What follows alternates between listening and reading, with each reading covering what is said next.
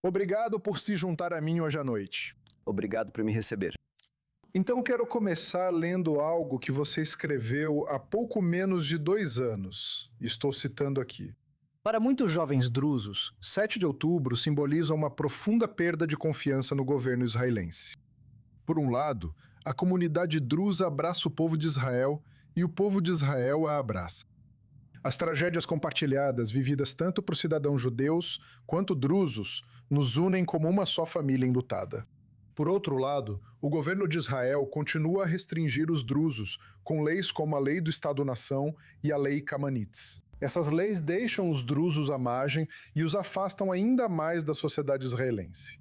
Agora, essas são as suas palavras. Agora, vamos falar especificamente dessas leis em um instante. Mas antes de tudo, 2 anos depois, essa ainda é a experiência dos drusos em Israel hoje?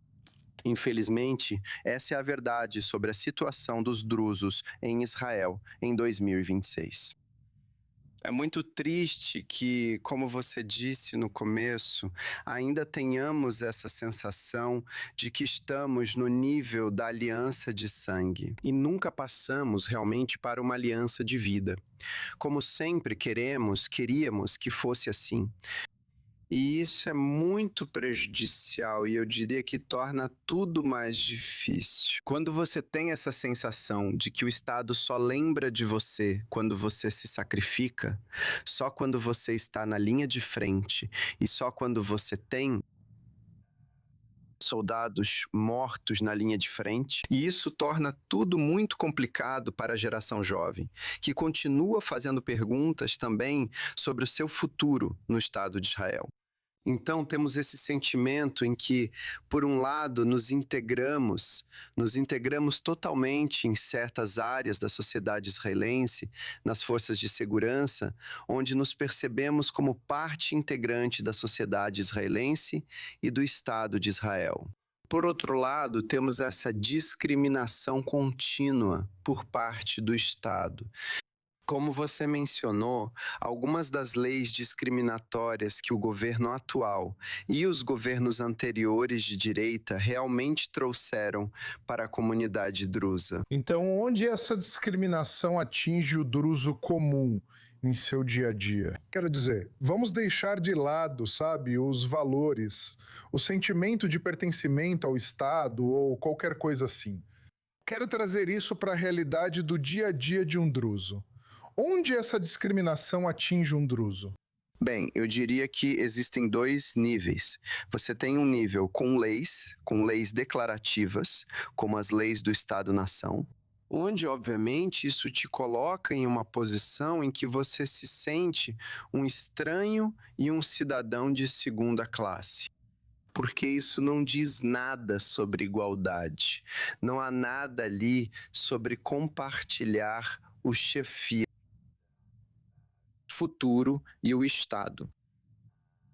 Ideia.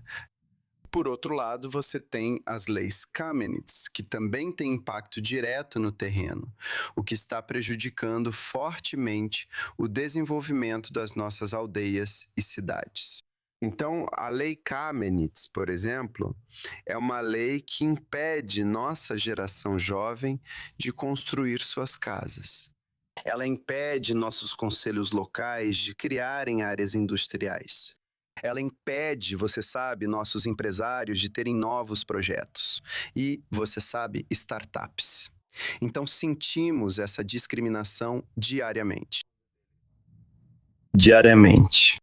E sem falar de todas as multas que nossos jovens estão pagando até agora por causa das moradias ilegais nas cidades drusas. Então, obviamente, como eu disse, temos dois níveis de leis. Mas eu diria que se juntarmos todas elas, eu diria descrevem um quadro muito discriminatório sobre a situação da comunidade drusa em Israel. Então vamos realmente analisar essas leis. Vamos começar com a Lei Básica do Estado-nação. O Knesset a aprovou em 2018. Basicamente, ela consagra a identidade de Israel como o Estado-nação do povo judeu, com autodeterminação nacional, um direito reservado à população judaica de Israel. Ela também designa o hebraico como língua oficial, enquanto rebaixa o árabe para um status especial. Até agora, hebraico, árabe e inglês estavam no mesmo nível. Mas não termina aí. Ela também prioriza o desenvolvimento de assentamentos judaicos.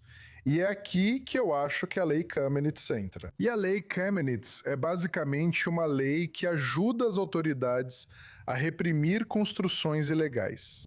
E assim, se você prioriza as permissões de construção apenas para as comunidades judaicas, aqueles que não são judeus muitas vezes se veem limitados nas suas permissões de construção. Eles acabam construindo ilegalmente. E então você tem essa lei Kamenetz que dá ao governo mais poder para tomar medidas proativas para demolir essas casas, emitir ordens de despejo e assim por diante. Então, a junção dessas leis faz dos judeus em Israel cidadãos de segunda classe. Uau! Diga isso, nós, você. A melhor maneira de descrever o processo de as mudanças que estamos promovendo e a diferença entre a declaração de independência e as leis do Estado-nação. Se pegarmos esses dois, eu diria, manifestos, então nós temos, na Declaração de Independência, está claramente escrito que Israel é um Estado judeu que garante direitos iguais aos seus cidadãos, independentemente de seu sexo, gênero, raça e cor. Onde você tem a lei do Estado-nação, que fala apenas sobre o caráter judaico do Estado. O que temos pedido nos últimos anos, basicamente, é que haja uma palavra na lei do Estado-nação: igualdade. Porque para Amir Neto, do primeiro membro do Knesset, e um dos líderes drusos que incentivou a integração dos jovens drusos nas forças de segurança e nas FDI nos anos 50.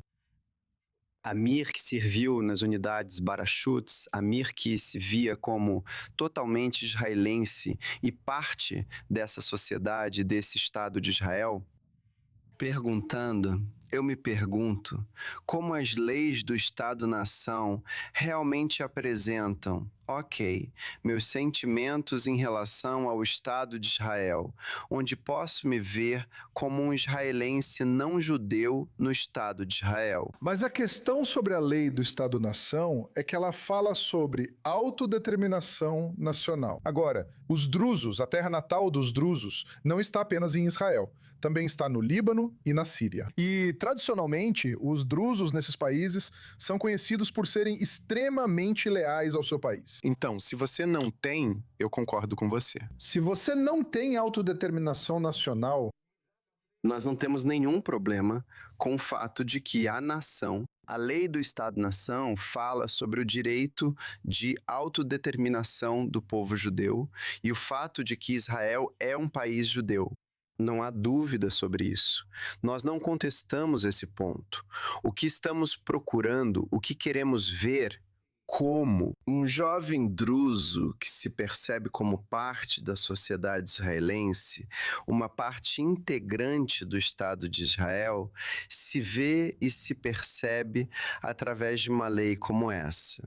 Entende? Então é por isso que sugerimos que, se a lei do Estado-nação viesse ao final de um processo assim, onde já tivéssemos leis que falam sobre igualdade, leis que tratam de direitos iguais para as minorias, e então, se tivermos a lei do Estado-nação, não teremos nenhum problema com a lei do Estado-nação em si.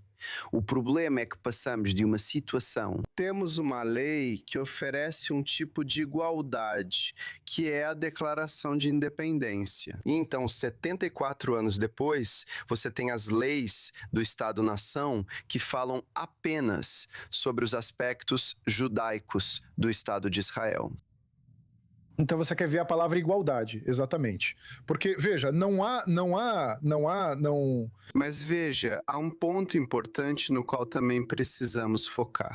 É o fato de que, para a comunidade drusa, eles olham para as leis do Estado-nação do ponto de vista da cidadania. Ao contrário de outras minorias em Israel que percebem isso como parte do conflito israelo-palestino, e isso são coisas completamente diferentes. Veja, isso é muito importante. Se você se lembra, houve 2 manifestações em Tel Aviv naquela época, em 2010. Desculpa, em 2018.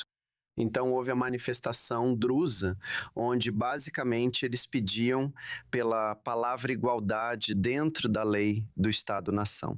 Enquanto a outra manifestação, que aconteceu uma semana depois, falava muito mais sobre como as leis do Estado-nação influenciam o conflito israelo-palestino.